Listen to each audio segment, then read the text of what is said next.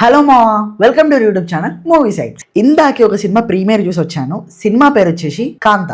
ఈ movie MK Tyagaraja Bhagavatar గారి life స్టోరీని ఇన్స్పైర్ అయ్యి తీసుకొని ఫిక్షనల్గా రాసుకున్నారు.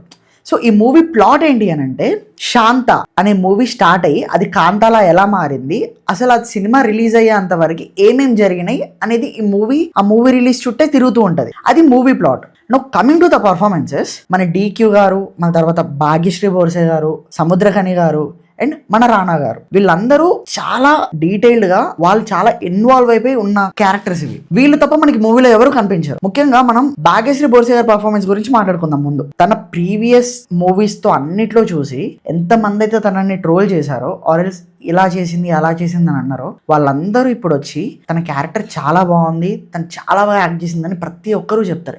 ఏదో తొందరపడి ఒక మాట నా బాధపడ పర్వాలేదు సార్, అంత బాగా చేసింది. ఎందుకంటే ఆ రోల్లో చూస్తున్నప్పుడు నాకు హీరోయిన్ లాగా కనిపించలే, నాకు క్యారెక్టరే కనిపించింది. తననే కాదు, ఈ మూవీలో ప్రతి ఒక్క క్యారెక్టర్ చాలా బాగా చేశారు. డీక్యూ గారు అయితే ఆ వింటేజ్ ఆ షార్ట్స్ ఉన్నాయి కదా, ప్రతి ఒక్కటి కూడా లిటరలీ ఒక 90s మూవీ చూస్తే ఎలా ఉంటుందో అలానే కనిపించింది నాకు. అండ్ మన సముద్రఖని గారు కూడా ఒక రూత్లెస్ క్యారెక్టర్ని చాలా వెయిటేజ్ ఉన్న క్యారెక్టర్ని చాలా బాగా చేశారు. అండ్ రానా గారిది మనకి సెకండ్ హాఫ్ లో ఉంటుంది ఎంట్రీ. హీస్ కీ అన్నమాట మూవీ మొత్తంలో. సో తను వచ్చిన తర్వాత స్టోరీ ఎలా తిరిగింది అండ్ తను స్క్రీన్ మొత్తం ఎక్కువసేపు ఉండడు అండ్ ఉన్నంత వరకు చాలా ఇంపాక్ట్ ఉంటుంది స్క్రీన్ మొత్తంలో. ప్రతి ఒక్కరు వాళ్ళు చాలా బాగా చేశారు. ఇంకొకటి ఏంటి అని అంటే, సినిమా మొత్తం మనకి 90s లో ఆ టైంలో అలానే ఉంటుంది కాబట్టి ఆ ఫ్రేమింగ్ అయినా, ఆ సినిమాటోగ్రఫీ అయినా, ఆ కలర్ కరెక్షన్ అంటాం కదా, సీసీ కూడా ఎక్కడా మిస్ అవ్వకుండా రానా దగ్గుబాటి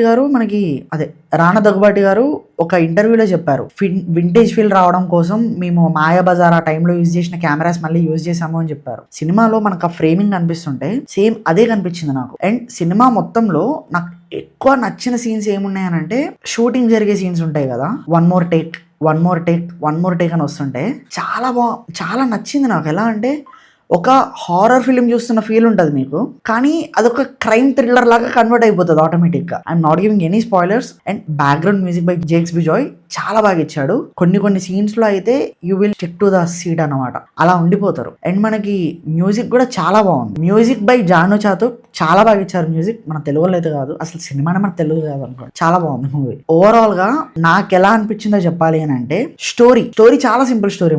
ఒక సినిమా స్టార్ట్ అయ్యి ఆ సినిమా ఎలా ఎండ్ అవుతుంది అండ్ ఆ సినిమా రిలీజ్ అయిందా లేదా అనే దాని మీద సింపుల్ స్టోరీ, కానీ అందులో ఉన్న క్యారెక్టర్స్ ఉన్న వెయిటేజ్ ఉంది చూసారా, అది చాలా బాగుంది. మీరు సినిమా నుంచి బయటకు వచ్చిన తర్వాత మీరు మాట్లాడుకునేది స్టోరీ గురించి కాదు, క్యారెక్టర్స్ గురించి. ఒక్కొక్క క్యారెక్టర్ ఎంత బాగా చేశారు, వాళ్ళు ఎంత బెస్ట్ ఇచ్చేసారు అనేది మీకు కనిపిస్తుంది అక్కడ. అండ్ డెఫినెట్లీ సినిమా మీకు ఒక వింటేజ్ మూవీ చూసిన ఫీల్ ఉంటుంది అండ్ మీరు definitely you will love that movie. మీకు ఎక్కడ కూడా బోర్ కొట్టదు. లైక్ కొన్ని సీన్స్ లో బోర్ కొట్టచ్చు, but it's very decent. And this movie was return and directed by Selvamani Selvaraj గారు.